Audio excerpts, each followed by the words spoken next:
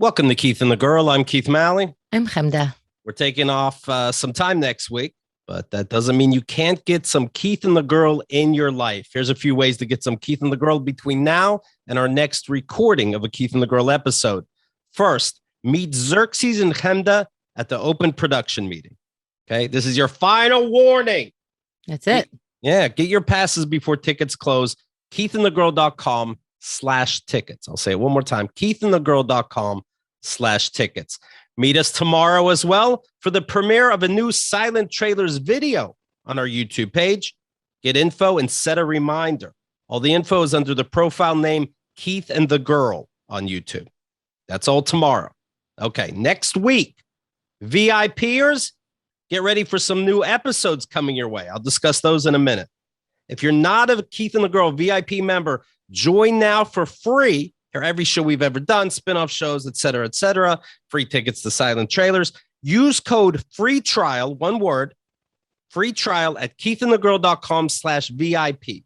Free trial at keithandthegirl.com/VIP. All right. Final thing.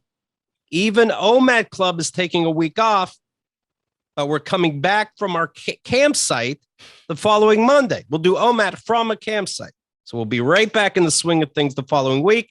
Chemda will be leading it right there. Sign up today. Find out what it's about. KeithandtheGirl.com/OMAT. OMAT stands for 1 minute at a time. Your life gets better, yada, yada. All right. That's Monday the 13th. Sign up today. KeithandtheGirl.com/OMAT. OMAT. If you didn't catch all that, we're reachable on our forums, Reddit, Twitter, Etika. Okay. Or, you can rewind. But I'm excited about these VIP shows, Chemda. Of course, we have a lot going on, but also Chemda's been putting together a 9/11 20th anniversary special. Now, special could be the wrong word. It sounds like I'm talking about the Rockettes, but Chemda has interviewed different people of their 9/11 stories, and that'll be coming out.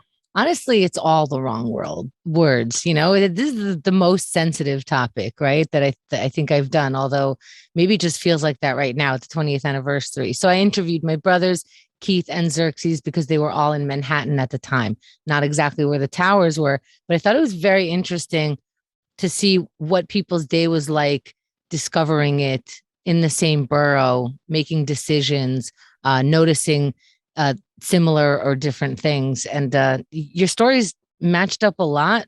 Matched up a lot? Really? Yeah.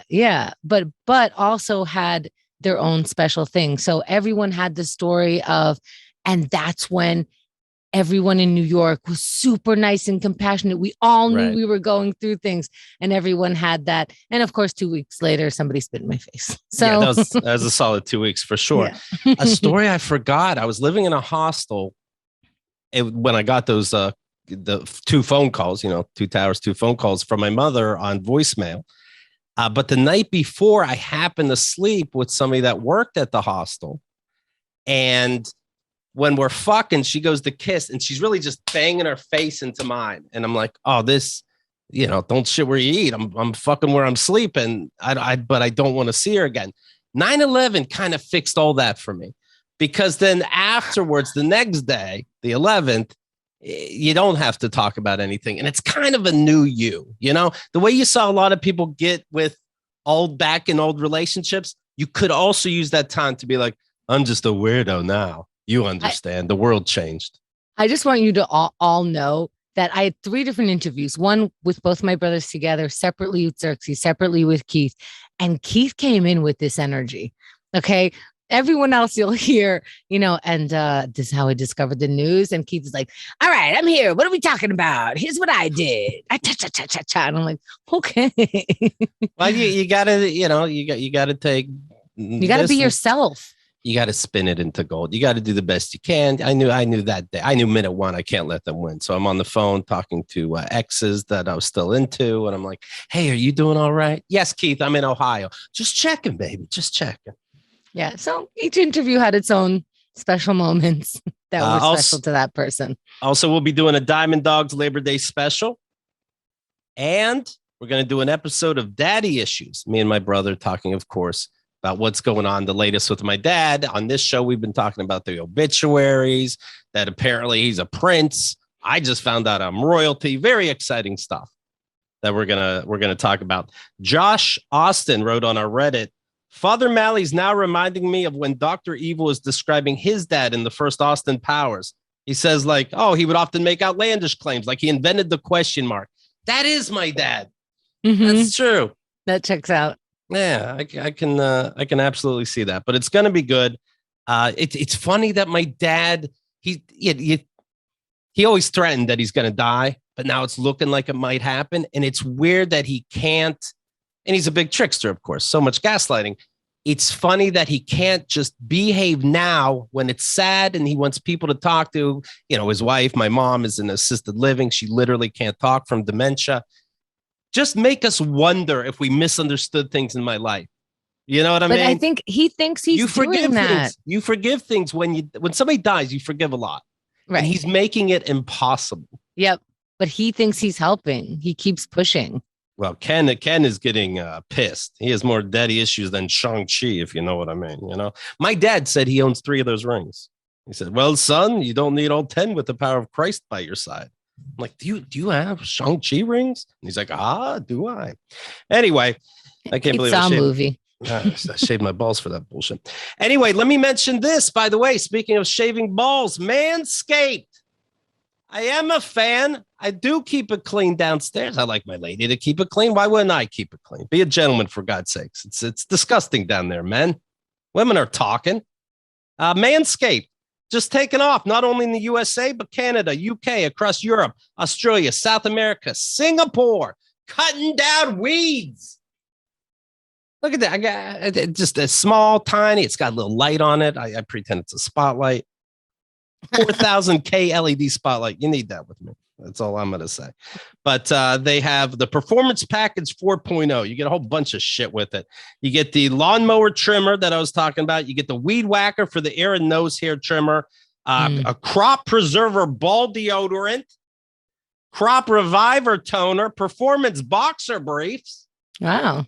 Yeah. They cheer me on, you know, and a travel bag to hold everything together. Keith, wait, I remember you talking about this early in podcasting, how you discovered you need to trim your nose hairs. Yes, I remember I saw one of my siblings. And I'm like, oh, I never thought about it. Do I tell him? And then, you know what? No, I think somebody told me. I think a roommate told me, and I never thought about it. I never thought about it until I was told. And I'm like, oh my God, I didn't even think of it. And you know what? I think because you're taller than everybody, you don't see that it might be an issue for some people. Yeah. So if you were looking up and, some people had some hair sticking out of their nose, some people didn't, you might know that you might have that. But I think because you're tall, you can see it. Now, listen, guys, the world's opening up, right? And you want to open up some things. So don't be an animal. All right. Get 20% off plus free shipping with code KATG20. One word, KATG20 at manscaped.com. That's 20% off plus free shipping with code KATG20 at manscaped.com. Your dick and balls need some help, okay? So come on now, get with it. And you're saying Manscaped? Manscaped with the D, because you're gonna be done. You get this thing. I used it the first second I opened it out of the box. Yeah. Well, because what'd you say? Manscaped, your hair will be in the past. There you go. All right, today's guest. I saw this gentleman perform in Atlantic City fairly recently. Fantastic. He's appeared on NBC, CBS, BET, VH1, HBO, Comedy Central. Performed in obviously America, but Scotland, Singapore, Pakistan. What? His new special is called Brain Humor. You can find it on Amazon Prime. Kyle Grooms. Hello, Kyle. Yay. Hey, thank you. Hello. How are you? I'm good. I performed in Pakistan. What's Pakistan like? You speak great, Pakistan? Man. I speak a little Paki. No, okay. Is that racist to say? I don't know. Is Paki a proper term? It sounds safe to keep, repeating it. If you don't know. Okay. But actually, it was a great time, and I was performing for the Muslim people, not the troops. It was for, Muslims got to laugh too, So. Did you have to alter your comedy? Not at all. I just didn't say things that were about Allah, obviously. So you didn't have to. So usually you say a lot of things about Allah. No. But I do have one joke, and I tested it actually in Pakistan at an open mic, because before we did our show, there was an open mic. There's a comedy scene in Pakistan, and I tested. I do this joke where Allah it's the punchline, but the punchline is Allah won't see it. And then I did that punchline, and they were kind of like, so I said, okay, I'll take that out. Right? Yeah. Do you have to follow the politics of a country? For example, you do a great Barack impression. And do you have to look up, hey, did we do something to Pakistan with the drone or two? Nah. You know what it's like? Everyone follows America. They copy America. Pakistan, they had British school system for years. So they're up to speed. Most of the people that are making money have been educated in America or the UK. I think he's talking about because they're educated. Do you have to check the politics if you're going to be speaking in opposition? No, I don't do any political jokes anymore. I do a Barack impersonation, and it's from, they could appreciate that, but not it's not a political joke. Okay. I just want, like, if you made a Trump joke, it becomes political, no matter what country you're in. But I was just wondering if that'd be a thing, but I guess it's not. No, it's not in Pakistan. All right. They like Barack. Okay. Can I hear a little Barack? Not to put you on the spot. I love impressions. Well, that would be okay. But I will say this, that is not something I normally do. Thank you. Thank you. You're from New Jersey. You're in Miami now, right? Yes, sir. New Jersey to MIA. Did your family or anything like that get hit with the hurricane? New York was nuts. You might have seen. New York. I was in New York last week, and we're safe. We're on high ground. I guess Perth Amboy is above ground, way above sea level. 46 people dead so far in 6 states from this hurricane. Wow. Did you see some of the pictures, Kenda? I saw all the footage, man. Yeah. I'm just thinking America's infrastructure is crumbling, Yeah, I'm seeing Subway. I'll put some pictures at keithandthegirl.com, but a Subway where water's pouring out the side of the wall. Crazy. I saw rats having a wonderful time in a swimming pool or whatever that was. Rats can swim. Yeah, rats can swim with no food. Like he was in a spa. It was crazy. I saw a bus. I saw buses floating. I saw buses flooded, of course. Like they're driving and people have to stand on the chairs because it's flooded.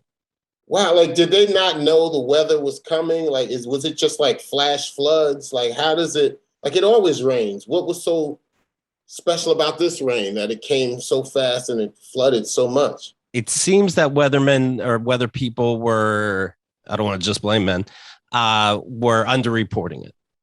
Really? Because Xerxes got a couple of alerts, like maybe 2 or 3 alerts saying, take this seriously. Watch out if you live by water, like actually taking it very, very seriously. All right. I felt bad for the people with basement apartments. That I saw you see waterfalls going down people's steps leading right to their apartment. Oh, that's the worst. My friend Adam does construction. He was working on somebody's house. And he's like, sometimes my toilet backs up. Can you fix that? And he's like, yeah, but we should fix this problem so it doesn't keep happening. He's like, I have to rent this out right away. I can't, And so he finished his work. Very next day, the floods. Yeah. And you can't go, I told you so. You just go, I'll see you Tuesday. Does it help if he goes, ooh? Would it help him feel any better if I tell him I flooded my Miami Beach condo by an accident and had to get it repaired? How do you do that? You didn't do it on purpose? And also, I think it would make us all feel better. Yes. Yeah. Well, they've been doing construction in my condo, and every Tuesday and Thursday they shut off the water. So they shut it off one day, and we all went to the beach. We put water in the bathtub so that you have water to flush the toilets and stuff. But somehow the faucet left open on the tub, and then when the water came back on, we were at the beach. Oh. It was a beautiful day on the beach, man. We were like, I was like, huh. And then we got a call around 4:00. There's water coming from your apartment. Someone left the tub on. It's leaking down to the first floor. We live on the 8th floor. Oh. So I'm running back with sand. They already shut it off. But when I went it was a lake in my bedroom and half my living room. And it was at least like up to my shin, like in water. And it was a pool basically in my apartment. And you know what? And a lot of times people pick the wrong time to say the wrong thing.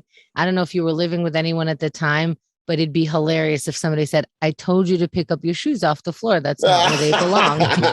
Look what happened now. They're floating over by the couch now, Do you have to pay for that, or do you act like somebody broke in? Absolutely, because we didn't have renter's insurance. Get renter's insurance, people. And you won't, because they had to pay. Well, we suck the water up, but water goes down into everyone else's apartment. Like, so luckily it rode a beam down to the first floor. And and everyone has tiles, so there was no carpet damage. It could have been a lot worse. What kind of payment plan does this come with? Oh well, my bill was a total of $9,500. Nope. Yes. No, that you have to pay. That I have to pay out of pocket. If we'd had renter's insurance, which costs about $600 a year, it would have been okay. But now out of pocket, I have to pay $9,500. Oh, so pretend you're paying renter's insurance until that's paid off. Yeah. Well, we'll get to this, but look, you can see behind him if you're watching this on YouTube, his special Brain Humor, and he has to get the brain surgery. And guess who canceled the insurance like a week before? Oh yeah, right. So I'm not having a good history with insurance. It's hard to go, hey, Comics, can you help me out with my condo? Oh, yeah, it's like, all right, condo? that's enough, Kyle. Yeah, no. That's a goddamn enough. Well, I was listening to your first album before this, The Legend of the Jersey Devil. And, oh, wow. That's still out there? It's still out there. I enjoyed it. And, one of the points you bring up, of course, is wearing glasses. You want to look smart, just get glasses, done, which is so true. I remember from high school, it's some kind of fact where the smart people wore glasses. What is that? I don't know. It's a stereotype because no one thought I was smart until I started wearing glasses. Like, even when I did comedy, my first few years, I didn't wear glasses. I was afraid to wear glasses because I was afraid of looking too smart, Yeah, and then as soon as I started wearing glasses, I became a nerd comic all of a sudden. Right. You said Hollywood marks you down. Okay. Non-threatening type done. You get upset. You're at an ATM at midnight and somebody sees you and goes, hey, hey there. And you're like, just be a little fucking scared of me. Yeah. Non-threatening. In that album, you in your stand-up, you throw out the N-word sometimes. And you said white people get scared, being in the audience sometimes. They're like, oh, you're only perpetuating it. And they're here. How do you feel, Hemda? I'm not confused. I don't think I have some kind of pass or card or anything, of course. But when I watch stand up and the comedian uses the N-word, I'm like, I'm in a cool club. I heard that. He included me. See, I think it's just like anything else a comedian is saying on stage. If it's authentic and it doesn't have to be true to the moment, like you didn't just break up with your girlfriend, but this story has a lot of your reality in it. So if however you talk, you're still talking on stage, then nothing's distracting. I'm just listening to your story. But if for example, people use the word like all the time, I like, and then I like, and it's distracting, but I don't think it gets to be too much. Yeah. But I don't think that speech that is like relevant and true and hits marks and is there for a reason. A lot of comedians are trying to use as little words as possible. So whatever word you're using, if it's used right in that sentence, if it's used right for an accent, for a point, for just part of the sentence, then it's going to come off fine. And everyone's butts needs to unclench because they think that they're, marching in some sort of march by just clenching, by just hearing that that's bad, by being traumatized by it themselves. They're like taking it on like this. I don't know how that has anything to do with you. I mean, and I've definitely been guilty of overusing the word nigga in my set. There was a time in my stand-up when I was nigga and motherfucker was like my punchline. You know what I'm saying? Jazz hands. Like, yeah, nigga, motherfucker, nigga, motherfucker, nigga. And I listened to a tape and I was like, oh my God. Right. You know, when I heard how many niggas and motherfuckers. They're everywhere. Yeah. You were telling a story about being at your sister's house and you were smoking weed. Cops came in. You're on the toilet. Cop had a shotgun. I feel like I'm missing something though. I need a little more detail to this story. I need to know if you were on the toilet and smoking weed, did you have coffee in the other hand? How much are you luxuriating? Actually, I wasn't smoking weed. It was my sister's house. Okay. We had just pulled up. My other sister and I came, and my sister has a house. It's in one of these old houses in New Jersey where the bathroom is in the hallway before you even get to the main, like to their house. So they have a bathroom in the hallway.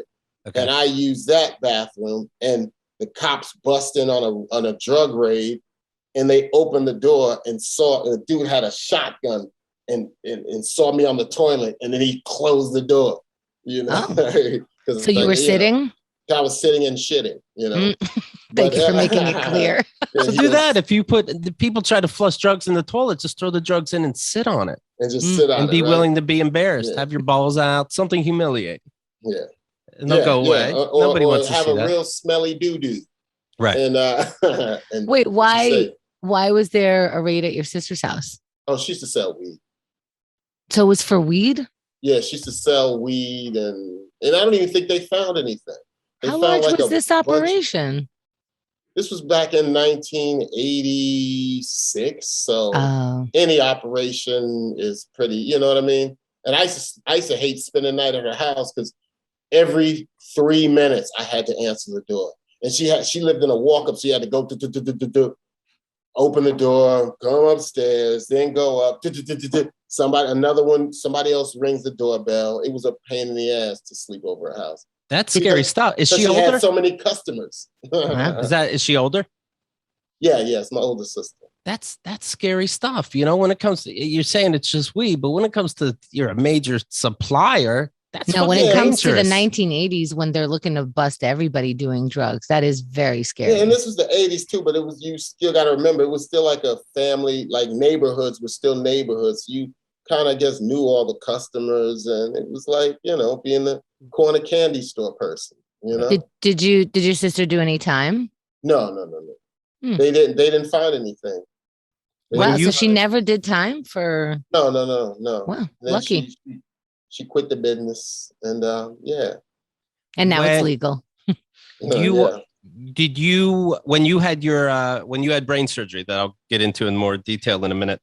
Did you have to say to the doc, "Hey doc, weed's okay, right? Now that I'm fine." Do you have to say something? Oh yeah. I tried to get them to actually prescribe me weed as to prevent seizures, because they had to prescribe Keppra, which is an anti-seizure medication, and it's supposed to cause you depression and all these side effects. So I was like, yo, why don't you just give me weed? You know, weed is legal in Florida now.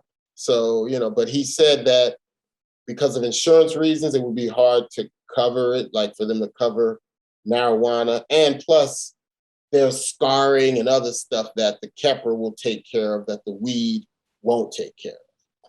So then I opted for the inorganic. Yes.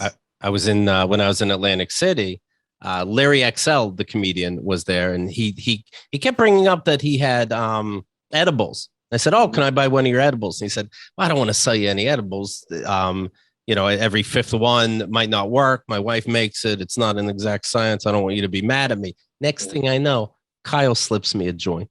Kyle Grooms slips me a joint, and I go, "Boom! Guess who's not here, Kyle?" Larry. Well, word. I think that you are only allowed to say that you have edibles one time unless you're willing to share. I think that's the rule. And I never expected I'd have to buy one anyway. No, just give me one or shush.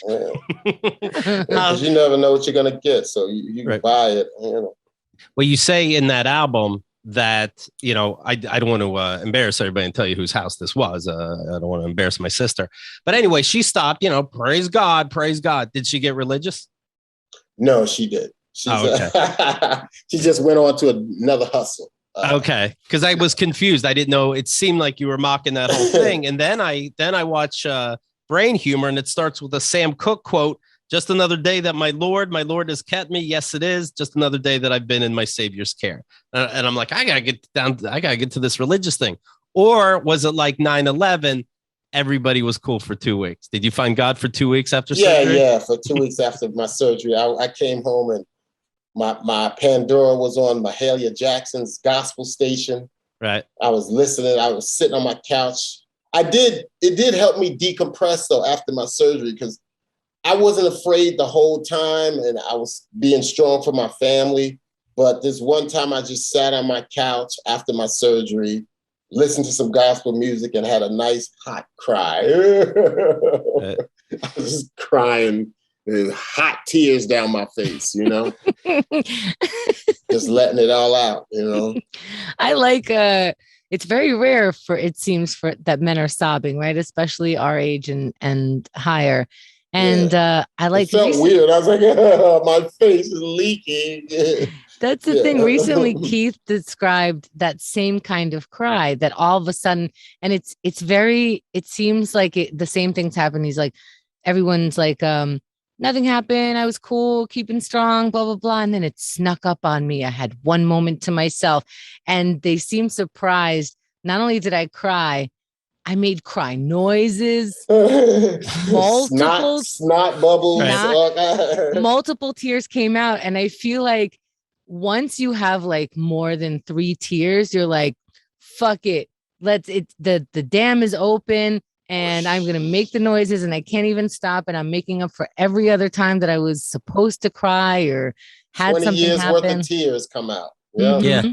Yeah. I got that crying. It's not tears per se, but it's where your heart's punching out of your chest. Mm. The inside is treating your chest like a fighting bag. I was watching dry heave. I was watching Still Alice is the name of the movie. And the woman has Alzheimer's. Everything they're doing is things my mom did. Things as innocuous as they have her play words with friends and her words keep getting dumber and dumber and simpler. That happened to my mom. Blah, blah, blah. Then at the end, there's like this little scene between the daughter and the mom. Then all of a sudden the movie ends. I'm not thinking too much of it. And then 5 seconds later, God! Oh, God! You guys describe the same a night out drinking the same way. It's like, I'm drinking, everything's normal. Yeah, we did a couple shots and this other scene happened, this scene happened, and then all of a sudden it's very traumatic. Crying is to me very traumatic, like my eyes are vomiting, Right. So I do want to talk about this surgery. The special you can see is called Brain Humor, which I found this interesting right away in the credits. Executive producer Kyle Grooms and the producer Kyle Grooms. What is the difference between your responsibilities as producer and responsibilities as executive producer? My responsibility as executive producer is to put up the cash. Okay. And then my responsibility as producer is to put together the staff, the crew, the lighting, hire do all the set design, produce. So you're basically saying the paid ring, for and managed by. Paid for and managed, yes. Paid for and managed. I didn't direct because that's the person behind the camera who's, but, When you had what led up to this was you're at a vegan restaurant, right? And you don't like to say, and he points out he doesn't like to say vegan. He says plant-based because he's still got nuts, So he's vegan, he's working out, but he's in this restaurant and all of a sudden he has a seizure, which shows that all that's bullshit, right? Not exactly, because if you think about it this way, I had a speedy recovery, very little complications, and that could be due to my alkalinity of having a plant-based diet, you know? So you're in this restaurant, you're having a seizure, you're on the ground. You're on the ground, I assume, right? No, I didn't hit the ground. I didn't hit the ground. I sat down and then you're like one of those things outside a car dealership. You're having a seizure standing up? No. I stood up and I tried to stand up because I sat down and then I started shaking and then I tried standing up. Like I was gonna walk it off. You know what I mean? I'm like, hey, let me walk this shit off, you know? But then some guy grabbed me and I stopped fighting and I said, I'm gonna focus on my breathing. If I'm breathing, I know I'm alive. And I just said, breathe. And I just calmed my body down. And then my body stopped shaking and I started sweating profusely, you know, and then I was able to walk. After that, I was cool. I was able to walk to the gurney once the paramedics showed up and I was, you know, conscious the whole time. It'd be great if they were like, oh, you walked it off. All right, let's have dinner. Right. Sit down and eat. Did you take the food to go? Oh, absolutely, I did. Yeah. Vegan food is very expensive. So expensive. Your wife yells, someone help while this is happening. Your wife is a nurse. What the fuck? Someone help. How do you calm someone down? Yeah. You have attitude. Oh, that's hilarious. Give him a burger. Jesus. Oh, you know what's so funny? Now that I think about it, I was at a comedy show in Austin, Texas, and someone was having a seizure in the bathroom and they were like, help. And my wife was there and she was like, well, I don't know what the fuck. Are you sure your wife's a nurse? Yeah, right. I gotta follow her to see where she goes at night. In the special, they show you, of course, before and after this surgery. Dude, the before is the saddest fucking thing. I obviously know you're going to be doing stand-up, so I know it's going to work out, and I'm still nervous because I'm watching you eat Jell-O, and it is. I mean, yeah, it's the saddest thing. It's barely making it to your mouth. You're holding it like a kid holds a spoon.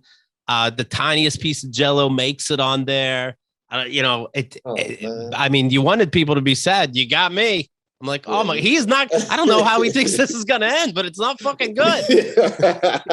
I mean, they had you do that dexterity thing where you take each of your 4 fingers and you touch your thumb one at a time. Yeah, he couldn't do it. I could not do that, man. How many times did you? So frustrating, bro. When your mind's not doing what your body's not doing what your mind's telling it. So now when you're nervous or thinking, do you do that dexterity test? Yeah, I'm like, now it became a tick. Yeah. I'm like, okay, am I good? Am I good? You know? Now, while this physical stuff is going on, are you fully back in your brain? Like, can you? It's frustrating because you can think it out, but it's not signaling to your body, right? Yeah, because it was putting pressure on my left frontal lobe, which controls the right side and your speech. So it was getting hard for me to speak and talk and think. Like my brain couldn't. I would just go, yeah, yeah. It was frustrating.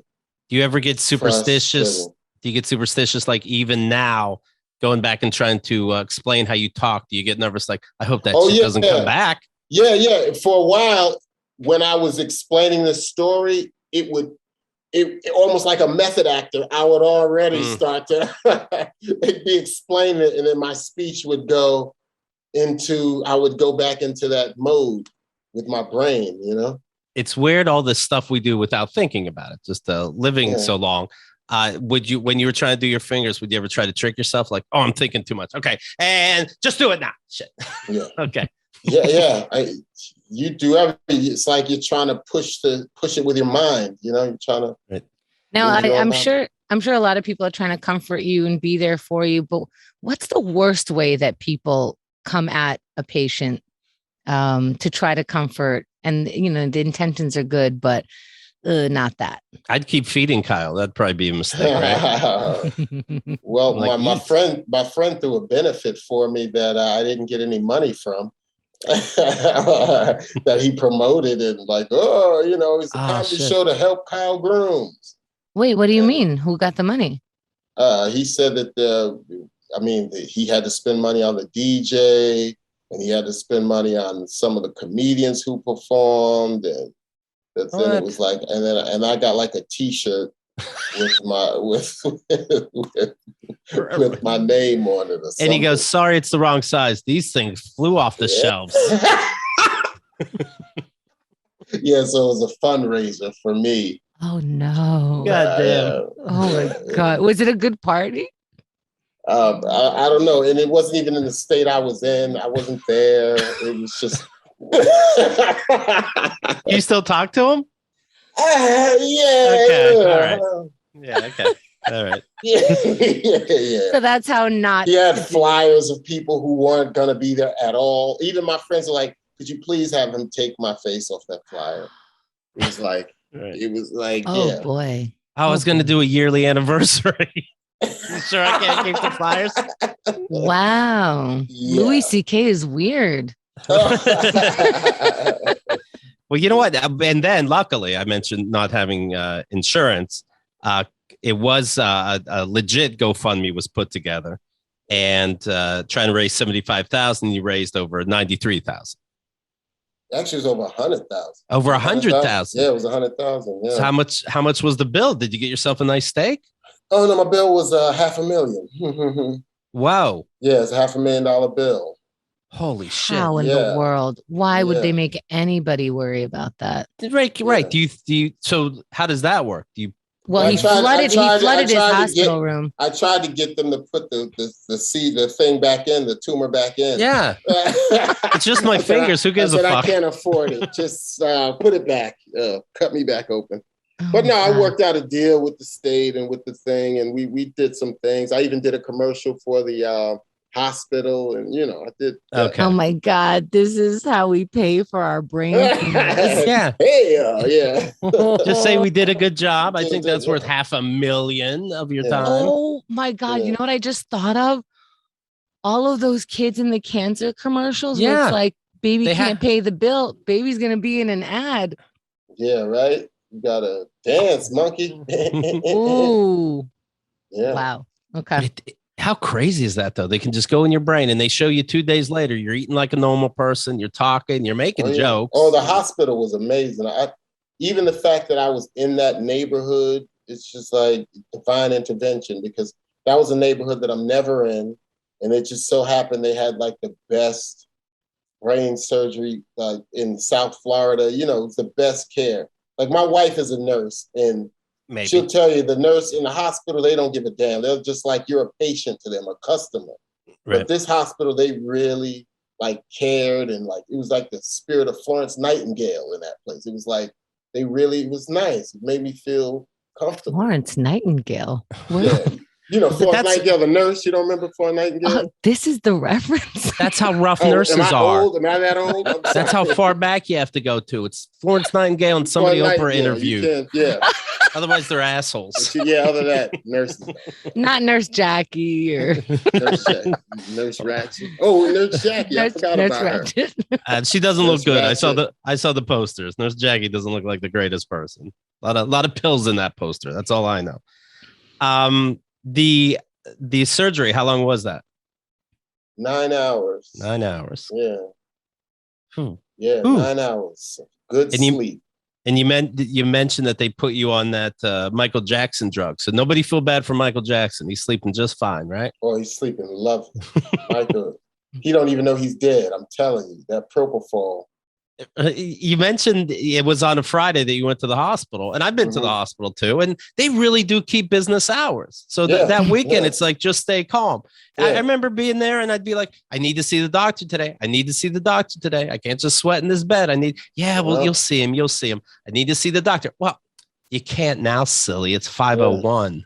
Yeah. Yeah, they're out. Don't go to the hospital or get arrested on a Friday, right? Because you're not seeing the judge till Monday or the surgeon. Now, speaking of your wife, you've been together 22 years, probably more. Now we met in 1998. Okay. I believe. I saw two girls that I saw in the video? Yes. Are they twins? No, Mia and Amaya, they're not twins. Okay. You just like to dress them up in the same haircut and clothes. Yeah, it's just so much easier. Who got time? Who has time for individuality? Right. Just you know. But you married her how long ago? 2 years ago. You trying to start 11, trouble? 2 years ago. I'm just curious. It's fascinating. Yeah. It's good. It's next level. Yeah, like, my wife and I, we were waiting to see if it was going to work out first. We didn't with your brain tumor. Yeah, we didn't want to. Yeah, we'll see. Was it the tumor that did it? I mean, it was that, going through that and not having insurance and not being married because we have kids now. So then, when you're not married, there's legal stuff that she's not entitled to. And then I wanted to get health and get my life insurance, Right. Yeah. So she's getting stuff in order. And you mentioned and we love each other too. We, Oh, that's good. That's well, good. Save the good stuff for the vows, right? About halfway into your relationship, maybe 10 years or so, you guys break up for about a year. Yeah. Right. Mm-hmm. And you mentioned how you knew how mad she was because she needed to borrow your phone to find or call her phone, or vice versa. And you see that your name has been changed in her phone. Mm-hmm. Now, you can't say it. I can't say what your name was changed to, but you tell people what your name was changed to. It was this nigga. Oh my God. This nigga. And he said with the emoji of glasses and goofy teeth. No. Yeah. Kyle, my girlfriend, has done that to me before where she was mad at me. Then I happened to see her phone, soon after. All of a sudden, all the hearts were taken away that normally comes out. And it said, and I still don't think I can say it, but I can relate. Like, I'm changing his name. You don't get all the hearts when I start my phone. When you update your technology so quickly. Yeah, you got to make a stand somewhere. All right, I'm not going to tweet it, but on my phone, I can at least do that. And you mentioned also, what was the big thing that makes you break up for a year? Do you know? We just weren't getting along. It was like we were literally having static shooting. Like we would touch each other and get static cling. Like we literally would beef. We just couldn't get along. I don't know. And then a year goes by, and what happens? You realize you're not getting laid after all? Yeah, I totally was getting a pussy. And let's make this work. Wasn't finding nobody. Yeah, it's again. I said, So yeah, you whimper back, and don't nobody else want us. How soon? Right. How soon after you get back together are the kids? Do you have the kids? It could have been a good 4 more, like 3 years. Okay. Because Mia was conceived in like late 2013. So, and I planted it deep. I did that on purpose. I remember when I planted my daughter, like I planted her nice and deep too. That is so romantic. We're staying. Family oriented. This is such a beautiful story. Nice soil to plant. Nice. Did you both decide on stipulations before you officially came back together? Like, okay, but let's get back together, but let's not do this, or let's make sure we do this. Any rules? Actually, we didn't. We kind of just kept back together and stop fighting. Just working. Yeah, just worked on it. Realized, hey, we here. And it's still a work. It's still like couples always. It's always. What would she say is your biggest problem? I don't know. I have no idea. It's probably not true, but it's probably something she imagined in her head. I'll tell you that, doctor. It's probably something she created. This is so funny. Created a problem that's not really a problem, but it's just a feeling. This is exactly your problem, probably. She would describe you as a person who would describe her just being crazy. I don't know. She just makes up stuff. I'm an angel. In the special, you mentioned the first date you were on, if I got this right. And you said she said something very rude to you at the table. So rude that even the waiter said, "You gonna let her talk to you like that?" And then you mentioned how, hey, I'm out in the parking lot. Now I'm gonna deal with this. I take off my glasses to be serious, but now I'm just looking around like a weirdo with my astigmatism. I can't focus on you. What was the thing at the table that she said that was so rude? I honestly do not remember. I don't remember what that was. Like, but I know it was fucked up. Like, yo, bitch, really this? What genre of thing? Was it emasculating? Did she call you a name? It could have been. It blows my mind. I really don't know. You can't afford this place. Maybe you make up something things like that. What's that, Fenda? Maybe he makes things up. I like how you take my wife's side automatically. Because, you know. Listen, things add up the way they add up. Okay, right. I can hear you. I'm on Kyle's side. His wife didn't give me weed. I'm actually surprised that the feminists haven't come for you about the name of the show, Keith and the Girl. They have. What? Have they really? Thanks for joining the clan. Oh. Now more than ever, yes. Yeah. But what's interesting is the kind of feminists that would get in touch with me in that way have a very specific tone. And it's instead of so what they do is they go, he can't be giving you the permission. And it's them giving me permission. It's like, you should be able to speak your mind and your show should be able to have your name. I'm like, wow. So instead of getting permission from Keith, I'm going to get permission from you. Right. And you all are going to decide what the name of my show is, even though it was my idea and you did no research. And after Candace says it was her idea, they ignore that and still say how it's wrong. Yes, I'm thinking of one person specifically. It's like, well, at least make it Keith and the Pretty Girl. And I'm like, what the fuck? Okay. Are you serious? Like Pretty makes that. You're right. How about how about the charmed? We're charmed to see her, girl. You know, something nice. How about this? If everybody that tells me this stuff can pronounce, I'm sorry. Go ahead. Sorry. If they can pronounce my name right, I will change the show. Instead of saying, "How about Keith and the Pretty Girl?" They say, "How about Keith and Chemda?" And it comes out of their face the way I want to hear it. I will change the name. Keith and Chemda does sound pretty chill, though. It does. Chemda, yeah. But my name is Chemda. And even Keith. What? Wait, I said him with a. Yes, and you are entitled to do that. But if I really want people to say the name of my show the way I want to hear my name is Chemda. Now, do you want to say you were on the Keith and Chemda show and then have a conversation about that? Or do you want to say you were on Keith and the Girl and I can move on with my life? Well, the Chemda with the age of COVID would probably be hard to say because I'm spitting. You'd have to be 6 feet away from me when I say it. There's so many problems. This. Yeah. Such a fun name. Such a good title. I want to mention this, please. Ready, everybody? Magic Spoon cereal. I wasn't even ready. Holy shit. I warned you.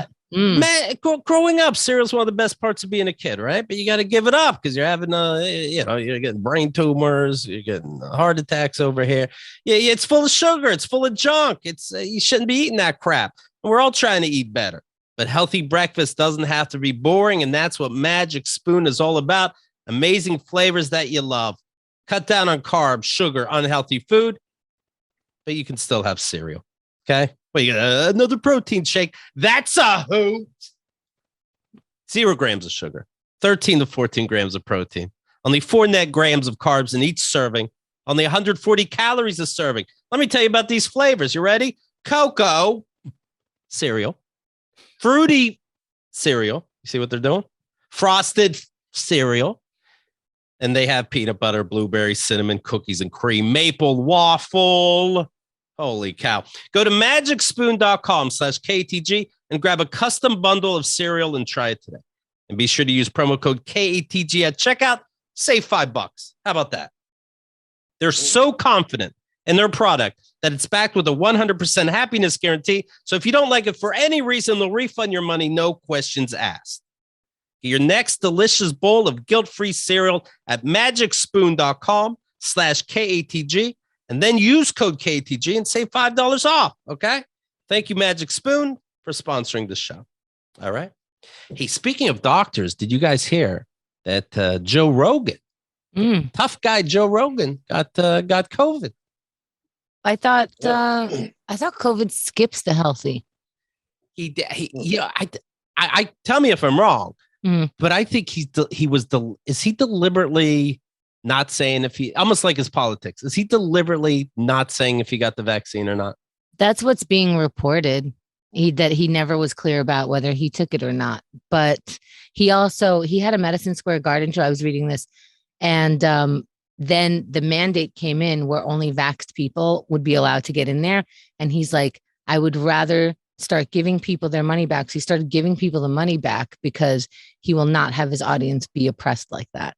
Well, there you go. I mean, that's leaning to one side or the other, right? Along with the announcement that he made that he has COVID, he said, I was feeling very wary. I had a headache and I just felt run down after a string of tour dates in Florida. He quarantined from his family, tested positive for COVID, and then, quote, threw the kitchen sink at it all kinds of meds, end quote. Then he said he's taking monoclonal antibodies, ivermectin, Z-Pak, prednisone, everything. I also got an NAD drip and a vitamin drip, and I did that 3 days in a row. Here we are on Wednesday, and I feel great. And it's a bummer, the healthcare. Good for him. It's a bummer, the healthcare system, that you have to be somebody like Joe Rogan to see the best veterinarians in town. You know, the rest of us don't get to do that. But that's the thing. It's so interesting to not get vaccinated, but then to throw science at it after anyway. Well, so you don't know what's in absolutely everything that they're giving you, but you suddenly want it. Also, why are you quarantining from your family if it's not such a big deal? It's just the flu. They're slobs. They don't do kettlebells like I do. They're fucking slobs. And, I got to keep them safe. Ivermectin, if I'm saying that right, that's what's been making the news. That's a horse dewormer. Yeah. And how do they find out that prevents COVID? It doesn't. And I don't know how it started, but the CDC, all these dumb memos they have to write. And they're like, no, it's for horses. And I don't know how that even became a thing. I'm not going to take the vaccine. I'm sucking on some bull semen popsicles. I think I should be okay. Yeah. I mean, I know Bigfoot facts amaze him, but there is some science I think that you got to follow. And when he gets pushback, he goes, oh, God, don't listen to me. I'm just a moron. But he doesn't really think he's a moron. And if somebody called him a moron, he wouldn't be like, you get me. Pretty fucking good career for a moron, right? No, he would be offended. He doesn't mean it. Let's see. There seems to be this is an article from the FDA. There seems to be a growing interest in a drug called ivermectin to treat humans with COVID-19. It is often used in the U.S. to treat or prevent parasites in animals. The FDA has received multiple reports of patients who have needed medical support and been hospitalized after self-medicating with this medicine intended for horses. FDA has not approved ivermectin for use in treating or preventing COVID-19 in humans. Is this the new Special K? Yeah, they have to say never use medications intended for animals on yourself. Wow. Oh, well, what are you going to do? And speaking of Texas, right, that's where he's at. They just, you may have heard in the news, we got an abortion ban over there. And you can't get an abortion after 6 weeks. Mm-hmm. And 6 weeks is around the time where you really find out. 4 weeks, you might miss a period. And then that means that you have to collect yourself, your finances, your time, and get it done and make the decision very quickly, too. What are they going to have to go across the state lines? I would. Yeah. I would, but you can't always do that. You don't always have the finances to not only take a day off of work, find your way to some other place. Or you could do the milk crate challenge. And get rid of the baby that way, right? They really fuck up when they get to that apex, right? So in Texas, you're gonna get money. You can win $10,000 in damages if you turn in somebody who got an abortion. I could sue somebody else who got an abortion that has nothing to do with me, only because I figured it out. I can take you to court and win. A restrictive new law that took effect this week gives plaintiffs a chance to win $10,000 or more in damages, plus attorney's fees, even if they have no personal connection to the abortion that prompted their lawsuits. They also won't face any risk of having to pay the defendant's attorneys, even if a judge dismisses a case for having no basis in evidence. So you don't pay even if you fuck up. Scrabble has tougher rules. But that means that somebody's partner could stop them from aborting the baby. That's huge. Because if you're anti it and you're the one who impregnated me, I'm fucked. President Joe Biden says he's launching a federal effort to respond to the new Texas abortion law. The state's abortion providers are turning away patients following the new law, which bans abortions after 6 weeks. The Supreme Court denied a request from Texas abortion providers to freeze the state law in the meantime, meaning it will remain on the books for now. So this is happening. Biden called the law's novel enforcement structure, which allows private citizens to bring civil suits against anyone who assists a pregnant person seeking an abortion, a, quote, bizarre scheme with the potential to unleash unconstitutional chaos. Texas, I cannot believe how you spend your time. Yeah, and executions are legal, so that's weird. Right. You can't kill them when you're born, but before you're born. But once you get here, we got you. Well, were you on my lawn? Yeah. And okay, I had the baby you made me have. Can I get some help now? Nah, what? Everybody can tell him to stand up and take care of himself. I think people really think God is pro-life. Read the Bible. Jesus Christ, motherfucker isn't even anti-incest. Oh, wow. Okay, holy shit. The new Drake album is out. Everybody excited? Certified Lover Boy. I was just listening to it. Yeah, you hear the first track? It goes Kanye, Kanye, Kanye, Kanye, Kanye, Kanye. So he really gave him a zinger back. Oh well, Certified Lover Boy. How old is he? How old's Drake? He's an adult, right? Is he 30 yet? Is he 30? He's got to be 30. Yeah, maybe 32. I don't know. 38. I don't know. Did the album make sense? Like when you're hearing it, are you like, okay, you're a certified lover boy? I follow. Nah, I didn't have those emotions. But he's 34. He's 34. Lover boy is 34. Yeah. So good luck to him. All right. Here's what you want to do. You want to check out Kyle's special. Okay. It's called Brain Humor. I did listen to a lot of Drake when me and my wife broke up for that year. I do remember that. Because that's when that one song he had out, Cups Full of Rosé, pictures in my cell phone. I've been waiting up too long. No. Oh! Yeah. Oh God! Yeah, that song. All right, let's go over what we covered today. See what we learned. All right. First of all, new shows coming out in your VIP package. Make sure you take a look at that. You don't have to see Shang-Chi, but you will. So what am I going to tell you? Shave your balls if you like your lady shaved. That's fair is fair. 46 people died during the flood. I like to open my door and watch it because it wasn't so bad. It was kind of fun here, you know. But I'm a sicko that called people on 9/11 to see if we can get back together.